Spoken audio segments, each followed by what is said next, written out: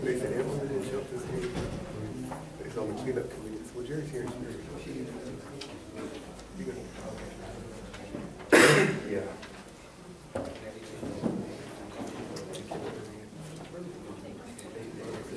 It's all set up there. Yeah. Talk about the T stations. They gotta have control.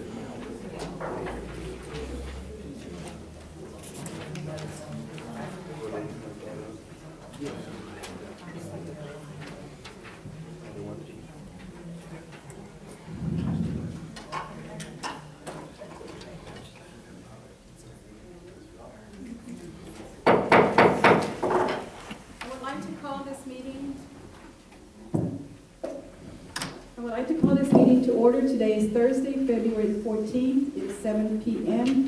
Happy Valentine's Day to all of you that are here. Our invocation will be by Johnny.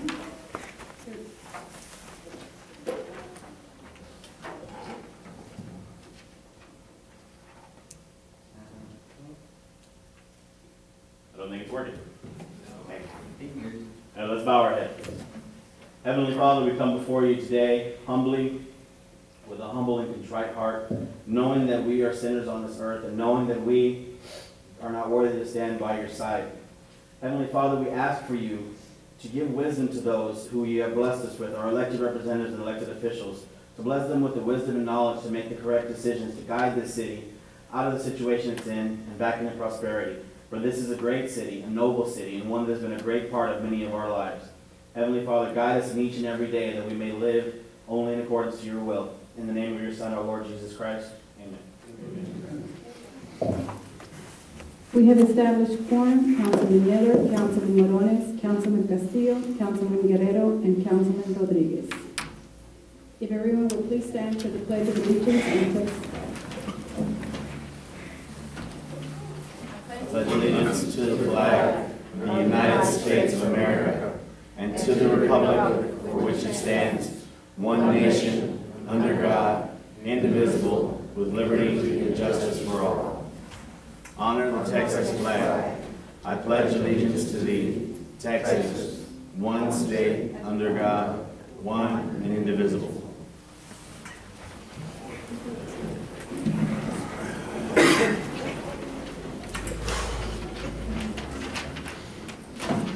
At this time, do we have any citizens' comments? Yes, ma'am.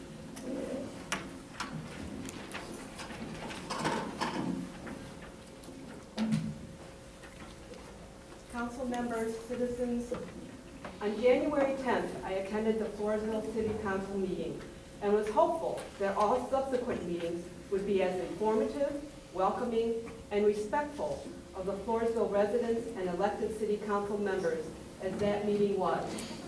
That hope was short-lived as I witnessed at the January 29th city council meeting a regretful but unforgettable lack of respect, civility, and blatant misleading of the truth. I understand friends and coworkers wanting to express their support for their friend and boss, Andy Jocelyn. As the citizens' input proceeded, the tone and words, for some, became very troubling. It became obvious that some were more interested in attacking one of the council members, Jim Miller, more than they were interested in expressing support for Mr. Jocelyn. The most troubling for me was when a fellow city council member proceeded to read her prepared speech that was blatantly meant to attack Jim Miller, and the only way she could do this was by repeating and misrepresenting the facts. Mr. Miller, I applaud you for the respect you afforded all who addressed you and for your restraint. In fact, if it had not been for Mr. Miller, the mayor, and the current city council members, citizens' input would have been limited to a meager 1 minute. City council members, Mayor Garza, you have taken important steps to invite the Floresville and Wilson County residents back into the city hall to take an active role in the city council meetings. However, Mayor Garza, according to Robert's Rules of Order, you have the responsibility and authority to address any situation that is disrespectful to the council members or the residents. Your time and commitment to effectively, honestly, and with transparency address Floresville solvency is very much appreciated. Thank you for your time and your service to our community. Thank you. Anyone else?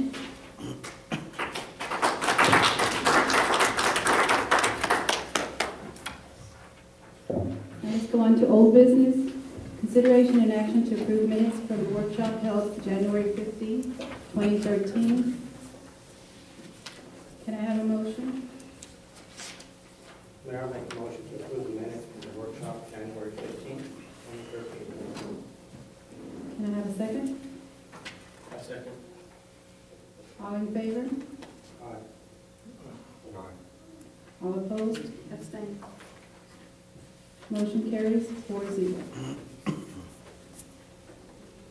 Okay, we're going to go to item 1B, consideration and action to approve minutes from workshop held January 16, 2013. May I have a motion? Madam Mayor, I motion to table the approval of the minutes from the workshop of January 13th, and I just received them and have not had the opportunity to review them. I second. Okay, I have a motion to table by Councilman Miller, second by Councilman Morones to table. All in favor? Aye. All opposed? Abstain. Motion carries 4-0. Then we go on to 1C, consideration and action to approve minutes from January the 8th, 2013. May I have a motion?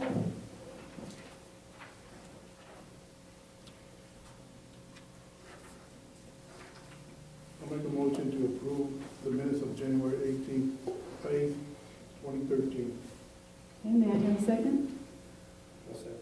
Okay, motion made by Councilman Morones, second by Councilman Guerrero. All in favor? Aye. Opposed? Motion carries 5-0. I'd like to make a motion to table 1D to approve the January 29th. We also got that one today.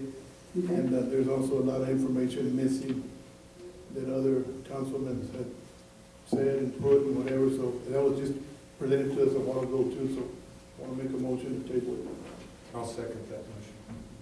Okay, we have a motion to table item 1D, minutes from January 29th, 2013. Motion was made by Councilman Morones, second by Councilman Miller. All in favor? Aye. All opposed? Motion carries 5-0. And now we're going to go on to item 2, which is our presentations. The first one will be by Andy Jocelyn for the Employee of the Month, January 2013. Thank you, Mayor, Council, and citizens. January 2013 Employee of the Month is Mrs. Rosemarie Carvajal.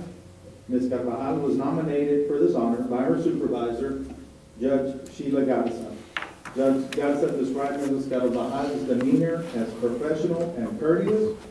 She went on to say that Ms. Carvajal was very efficient when performing her job duties, always willing to go above and beyond to ensure that the task at hand is completed, and concluded with the statement that she is very dependable and possesses a great work ethic.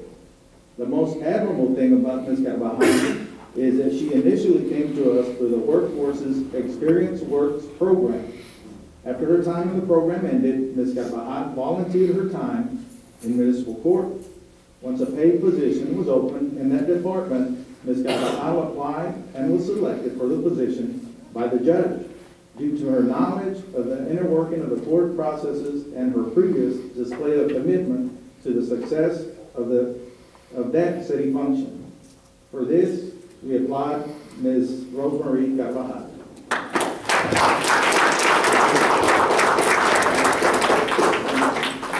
Ms. Carvajal, will you step up to the front, please?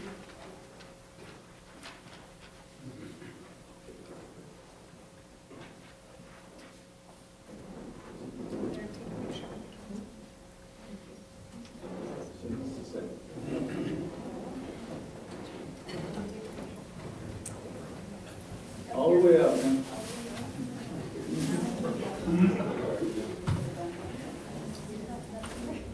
We're gonna be famous. Okay, y'all ready? iPhone camera. Look this way. Here we go. On 1, 2, and 3. Take one more. Thank you.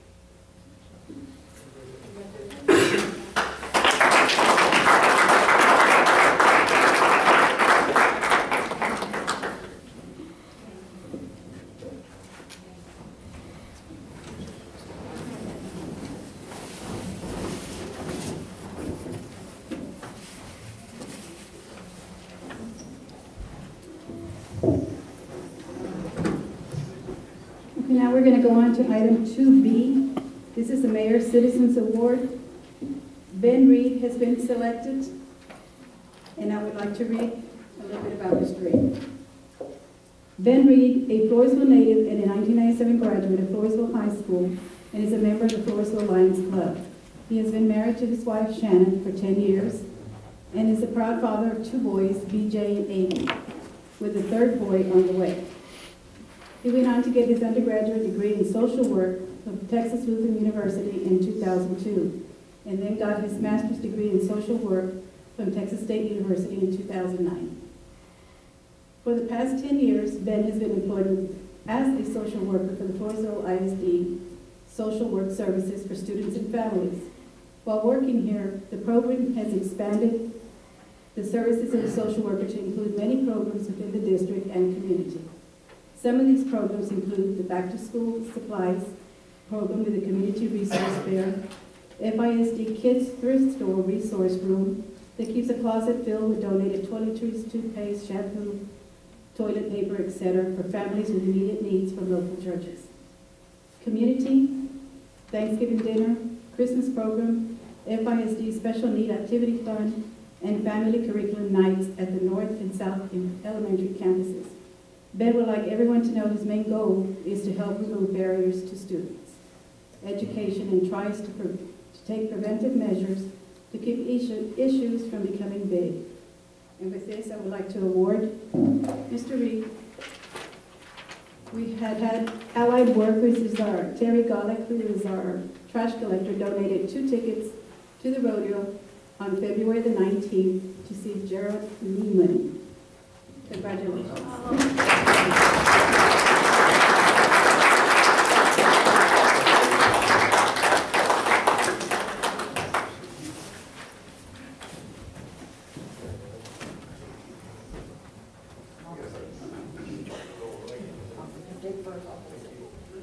And that means there's 2, that means there's an extra ticket.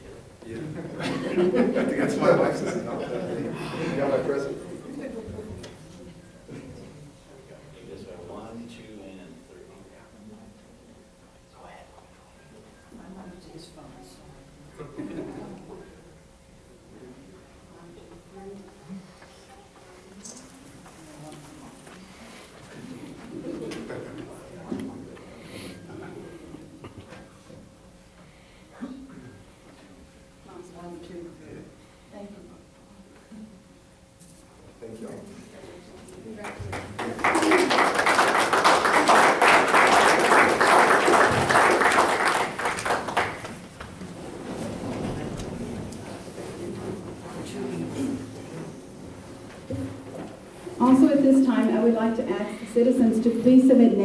City Hall for future recognitions. If you know of anyone in the community that goes unnoticed, sometimes unawarded, doing what they do for nothing in return, just turn in the names to us, please.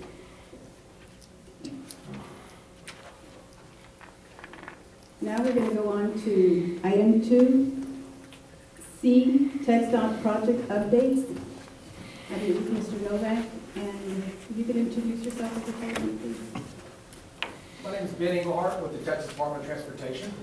I'm the engineer out of the New Braunfels office responsible for Wilson County, as well as several others, and Mr.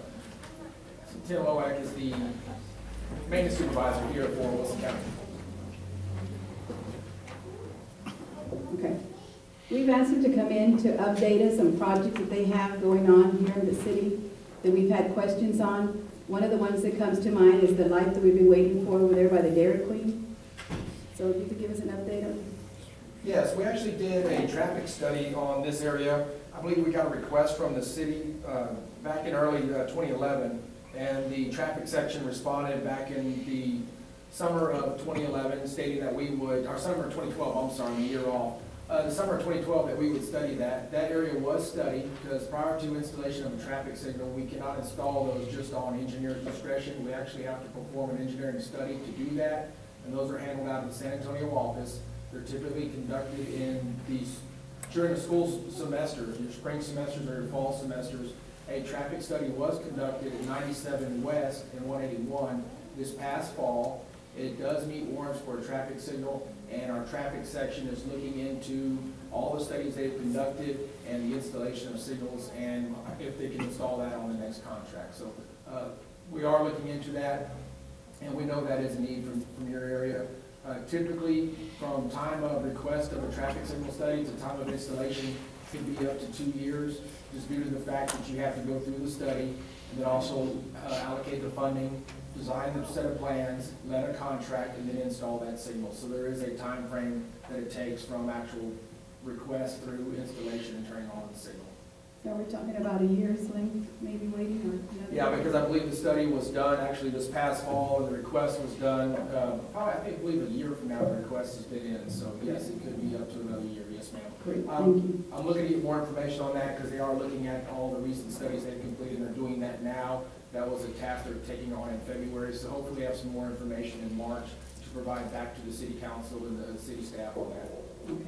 Are there exceptions to this time frame? Safety exceptions, doubling of the traffic flow that we've seen from previous years that could expedite that 1 year time frame?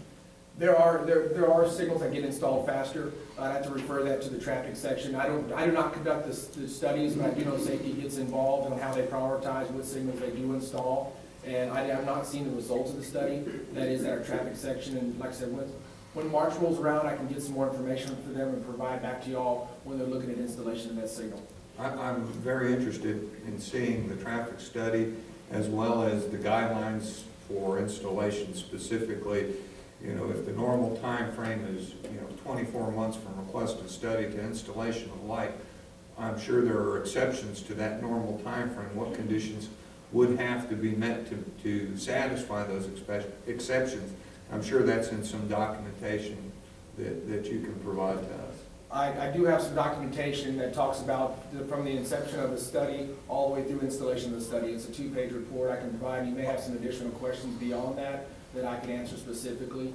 And yes, I can provide my email address and provide that information to the council. If you would, please. Yes. Okay. The other area that seems that everybody is concerned with is, for the same reason that heavy traffic, is 97 where the middle school is. Yes, ma'am. And what would it take to either lower the speed limit there, or what do we need to do to see what we can do there? You're probably not going to like this answer, but once again, that is an engineering study. There's 2 things we have to do engineering study for. We do a lot of engineering studies, but the most requested stuff we get from city councils and citizens is traffic signals and speed zone requests, typically to lower a speed limit. And both of those require engineering studies. There's very little we can do in regards to that at engineer's discretion. That will require a speed study. That is not a 2-year time frame, but they do conduct those studies during the same time sessions of the spring and fall semester So we have to go out on 97 and conduct a speed study. And I have a 2-page, or actually, I believe it's a 1-page report that kind of talks about that and hits the high points. But how a speed is determined is based off of the study and the results of what 85% of the folks on that roadway are traveling. And that's typically how they set the speed for that roadway, is what 85% of the folks are traveling down that roadway. And I believe you're requesting from the school out towards the TechSot offices and the show barn out there. I believe it's 55, yes.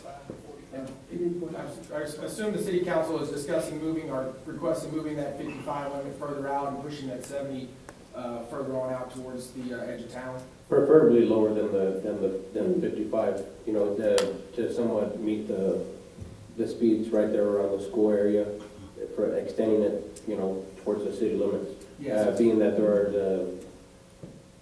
a lot of residents that live in that area, as well as the soccer field. Correct. That gets highly populated during during the 2 times a year. You know, Also, there was a citizen who was concerned about sidewalks. Are y'all responsible for sidewalks to some point, to some extent? Because he was referring to a gentleman that was in a wheelchair going to school and had to go through all that rough area there. Very seldom do we go back into an existing road and add sidewalks. Through the municipal maintenance agreement that we have with the city of Floresville, the city has the ability to add sidewalks to state roadways. We can take a look at that. A lot of times our typical adjustments are for pedestrian crossings and stuff at intersections and the wheelchair ramps, accessibility at intersections. Unfortunately, we typically don't go back onto existing roads unless it's a construction project and retrofit sidewalks in, but we can look at that. Okay. And what about a crosswalk of some sort over here close to Helchers on 181, where the chicken place is, where the school traffic goes in and out, when the kids are trying to cross the street? That is going to be a difficult one to install, a crosswalk across 181. We typically like to ask people to go down to signals, and I know on 181 your signals are spaced pretty far apart, and that folks typically don't make that jaunt down to the next signal, go across and then back. There are some types of structures that that the city can look at installing, but I don't know if we typically install them on highways such as 181. There are some pedestrian signals that you can install that are not a traffic signal, but I don't know if 181 is going to be a good location for that. I would have to talk with our traffic section, but I think you're going to be very limited on your options for a mid-block crosswalk on a street such as 181. Does that pole have that button that you press that says? If it does not, we can definitely look at that. Our traffic section can come out and install those if they're not installed. If Because then there's- they could probably cross safer at that I light. think they can put safer to the light, but I don't know, they have the numbers and it says stop and walk and. C Street, the one at C Street has been upgraded to ped heads, and it has, The walk and the. yes, yes, sir. It has been upgraded last year when we upgraded it. If we do not have ped heads at a signalized intersection and there are peds using that, we just let me know and we need to get our traffic section and we can install those. Does Mayor, anyone- may I ask, Yes. just for the council's information and the public also, even though the city funds any kind of improvement, we still have to get approval from TechStot before we do that, correct? For items such as sidewalk, yes, sir. That's a process. It'd probably be good too to run a sidewalk from the churches kinda, and then make a drive-through and then come down, so they can come down the sidewalk up to the light and then cross. That way they know it's kinda like a trail, but I don't know how difficult that would be, but. A sidewalk permit would go through the local area office and it's a fairly simple process to go through there. We just look at the plans, make sure it meets some ADA requirements, but that's a fairly simple process to go through if the city's gonna fund and construct that. Councilman, does anyone have any other questions?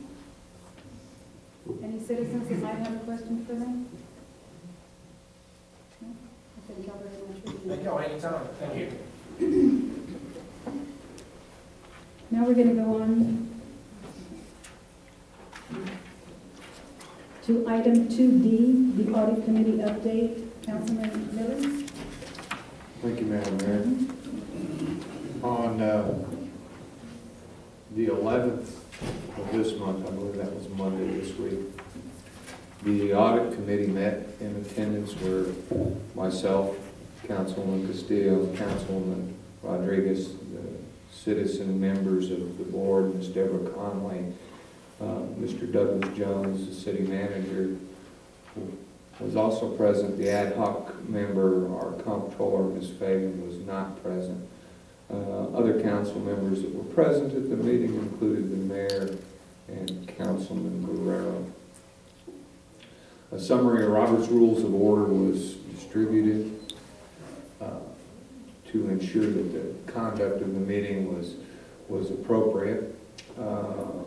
We reviewed the city's charter, specifically the guidance to the audit committee, where the charter states that the audit committee shall receive the report of the internal auditor and present that report to city council with any recommendations from that committee. Based on the January 18th initial report that we received from the auditor, there were several areas of concern. Specifically, monitoring was, or number one was monitoring. To quote Ms. Wagner's report of January 18th, she stated, quote, in 2011, finding number 2011-3 noted that the city's financial position was not being monitored and the general fund balance was a deficit. That is, the liabilities exceeded assets. This has deteriorated even more in 2012 to a general fund deficit in 2011 of $166,384 to an unaudited deficit of $355,419. This further deterioration is due to the legal and professional fees paid in 2012. The city is insolvent, unquote. We reviewed specifically finding number 2011-3 from the 2010-2011 audit in relationship to monitoring, where the findings cited, quote, city management and those charged with governance should monitor the city's financial position and how actual operations are comparing to the budget. Because the city did not have the fund structure in place, and because accounts were not routinely reconciled, this process did not occur in an effective manner. As a result, the city's general fund has a deficit fund balance of $165,385 at September 30th, 2011. Also stated in that finding was, quote, accounting processes, especially journal entries, bank deposits, and disbursements, should also be subject to monitoring through a review and approval process, a second set of eyes. A signature stamp that is not secured at all times and in control of the signer is not an effective control for review and approval of disbursements. That monitoring should include determining compliance with the city's policies and procedures, which should be established for purchasing, payroll, and other significant processes of the city. That finding continued, quote, the in-code account defaults should be regularly monitored to determine that accounting for transactions such as payroll liabilities are going to the proper accounts within the in-code system. It appears that the staff is not familiar enough with the in-code system to determine what defaults are and how to correct them. I would take comment to the first statement that Ms. Wagner made regarding the initial audit findings, and stated that the city's books and records have substantially improved since 2011. So many of the items within monitoring have been addressed with processes. And we requested city staff to make recommendations to the committee regarding this issue of monitoring. The recommendations that we received from city staff were to limit the authorized personnel who seek from legal and professional representatives. All requests should have prior approval from the office of the city manager and the office of the mayor. To also seek requests for qualifications or requests for proposals for both services, i.e. legal and professional, or create staff positions within budgeted amounts. 3, to limit the use of both services to ensure funds are available for entire fiscal year adequately charge for services rendered in the permits department, and to be transparent in total city operations in an effort to minimize discourse within the community. There was much discussion on this item amongst the committee. The result was of the discussion that the city manager will be putting in writing for this committee detail what are the policies and procedures that have been put in place since the 2011 audit, some as recent as 90 days ago, some a little bit longer, for review by the committee so that they can make some recommendations. Also recommended by this committee at this point was for the city to consider alternatives to for legal services, whether that be a staff attorney or a contract basis for the attorney. That was discussed and will very probably be a recommendation of the committee. The next item of concern with the auditor was the general fund cash deficit. Her statement was, quote, "The general fund has a deficit in cash of $384,661 at September 30th, 2012, and payables outstanding of $177,468. City staff made several recommendations for consideration by the committee.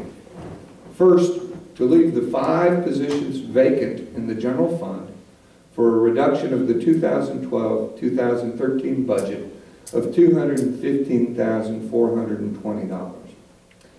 In addition, leave the 2 positions vacant in the water and sewer fund for a reduction in the 2012-13 budget of $124,653. 2, to freeze salary increases for 24 to 36 months, with the exception of those covered under the collective bargaining or potentially negotiated with associated representatives. 3, to discontinue the retiree insurance coverage for any future retirees by amending the city employee handbook and eliminate the health reimbursement agreement. And lastly, during the next budget cycle and health insurance enrollment, review the cost savings of employee cost share. I think the entire committee was in concurrence that the leaving of the positions as vacant was a very positive move for the city. Salary freezes would be addressed in the next budgeting cycle and would not be a recommendation coming from this audit committee.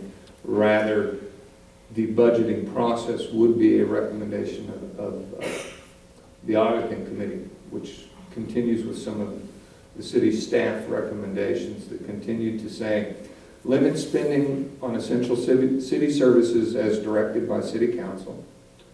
Permit fee analysis is ongoing, and water and sewer rate study presentations are tentatively scheduled for February 28th of this year. Additional revenue sources currently being sought are the sale of effluent water and reduction of disposal fee for wastewater treatment plant sludge. And lastly, during the 2013-14 budget workshops, enact multi-year zero-based budgeting practices and consider property tax increase if warranted. As to these issues, the council directive on essential spending is in place, and it is not appropriate for the committee to recommend. As is stated, permit fees are being evaluated by city staff to ensure that we are not charging $100 for a fee that costs us $250 in engineering expense, so that they are the appropriate fees. And the water sewer rate study has also been ongoing for quite some time as a result of the previous council. But the budget process was also discussed at length. I think the committee believes that we need to consider a zero-based budget and a multi-year budget, more importantly, a 36-month process. The next significant piece in the auditor's initial findings was the debt service payment in 2016. She states, quote, in fiscal year 2016, the city will have a debt service payment of $1,756,706. Granted, the interlocal agreement with the 4A calls for a reimbursement of $1,291,389. But where is the 4A going to get this money? The 4A had no available cash at 9/30/2012. You will probably have to issue refunding debt, pushing the debt service out to later years. But if you were able to sell refunding bonds at all, the interest rate could be very high. City staff's recommendation were the possible privatization or partial privatization of the event center. 2, that the 4A board is reviewing rental and concession rates and will increase accordingly with the advice of staff and ultimately the approval of City Council. 3, the 4A portion of the debt will have to be refinanced. And 4, negative publicity must be avoided and a group effort must be the focus. I want to continue specifically in that provided to the audit committee was a summary of some questions that were asked of the bond counsel. Specifically, which is the next item, if the city got a going concern on their audit, how would that affect debt? Mr. Avila, the city's bond counselor, stated in page 8 of his report, from a review of the foregoing listing of the city's various debt instruments, it appears that the only outstanding debt of the city that will be subject to continuing disclosure requirements of SEC rules are the Series 2010 refunding bonds and all of the Phelps outstanding bonds. The 2010 refunding bond was the $5.6 million refinance of the event center. He continues in this statement to the council. With respect to the 2008 series and 2010 debt, the 2008 was the original $8 million bond issued by the city that was shared with the 4A, the 4B, and the city.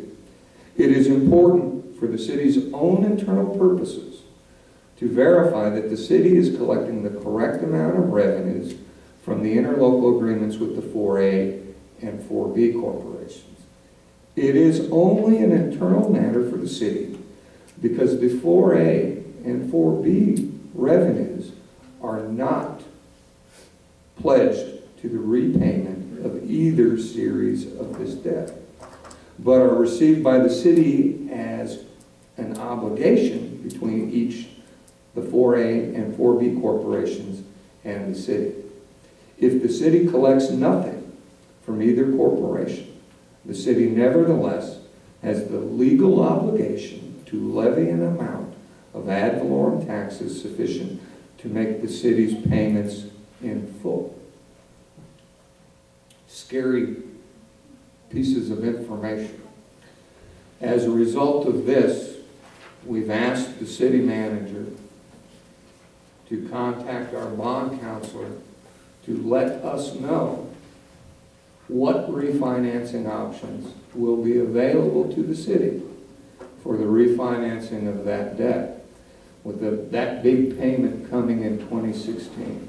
That must be considered in the budgeting process as we go forward. Excuse me for letting me catch right back up to my notes.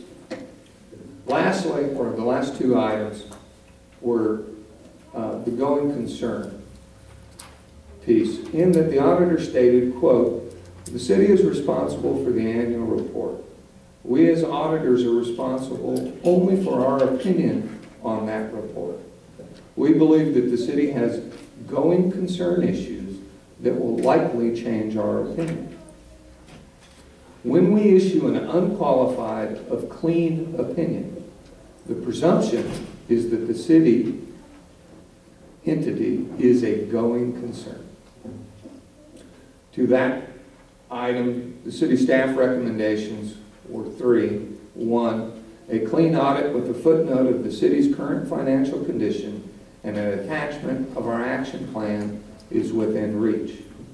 Two, the committee's focus must be on completing the written plan by the end of February so that it will be included in the audit report to the City Council in March. And three, a well-rounded plan to correct the liabilities exceeding asset situation is sufficient. We've also asked the city manager to contact the city's financial advisor, Mr. Victor Kiorga, specifically for three things. One, if the city receives this going concern, what are the ramifications to the city? Two, what responses should the city have to the auditor? And thirdly, how can those responses impact the opinion of that audit? As the meetings with Mr. Avila and Mr. Kiorga were not able to be scheduled that day, the city manager stated that he would get with those people and schedule those meetings. And when those meetings were scheduled or that information was available, he would get back to the committee so that they could have one more meeting to finalize their recommendations to the city council. The last item of discussion were the utility rates.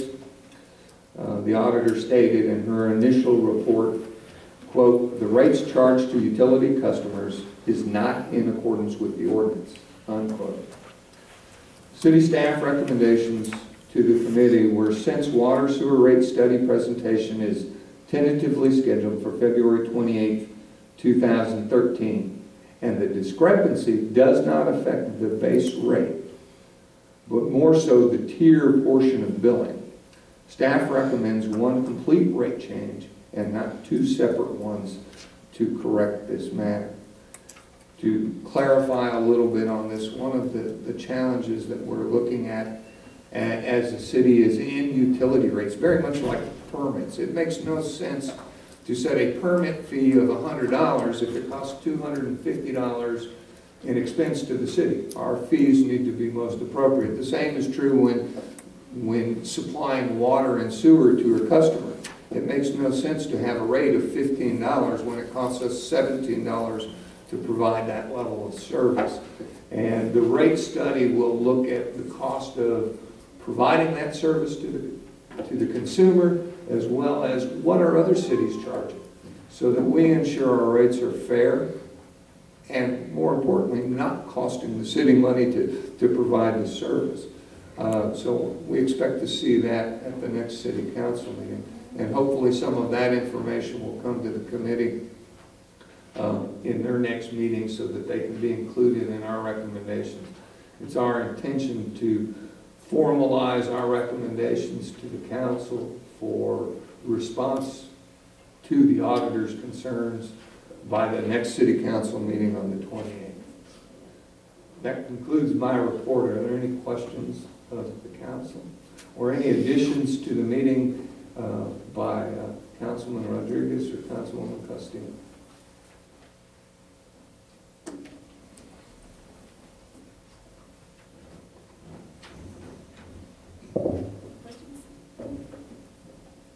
Does anyone in the audience have any questions on the report? Yes. Mr. Miller, is there a timeline that you've given Mr. Jocelyn on information on refinancing?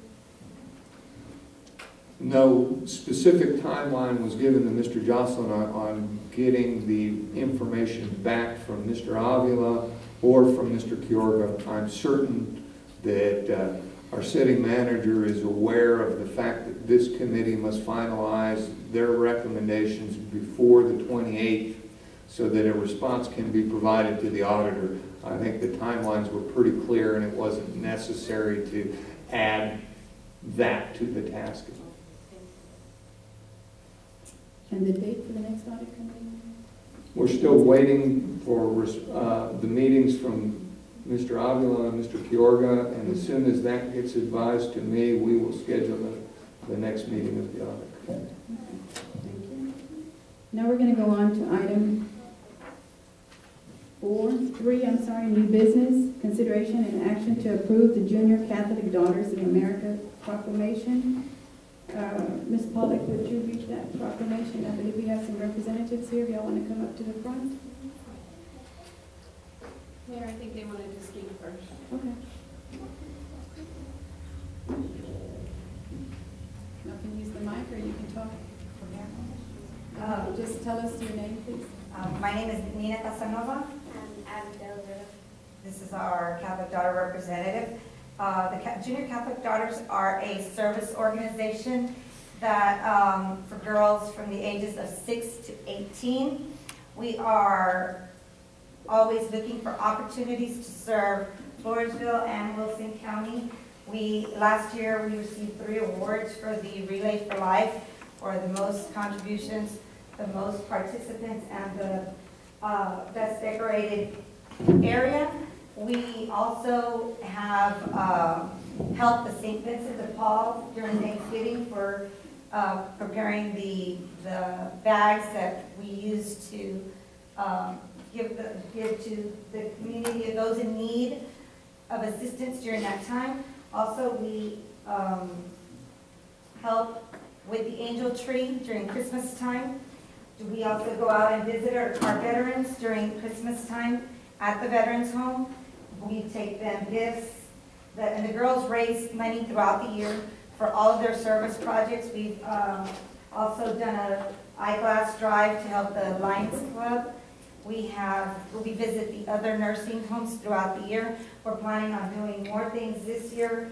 We are always looking for opportunities, so if anyone is ever in need of anything that the girls could go and do, we're eager to help and do whatever it takes. The girls work hard to raise money all year.